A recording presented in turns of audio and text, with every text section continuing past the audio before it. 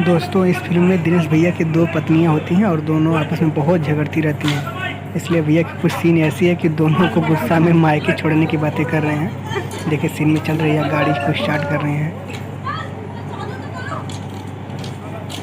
Scene कुछ ऐसा होने वाला दोस्तों, लग रहा है गाड़ी स्टार्ट होगी नहीं और सीन फिर से रीटेक होने वाले है, फिर से दोबारा स्टार्ट नहीं हो रही है। गाड़ी स्टार्ट हो ही नहीं रही है। अब दोनों औरतें भाग गई, उनकी जो दोनों हीरोइन मतलब है कि फिर से सीन रीटेक होगी। जा रहे हैं, फिर से लेके आएंगे।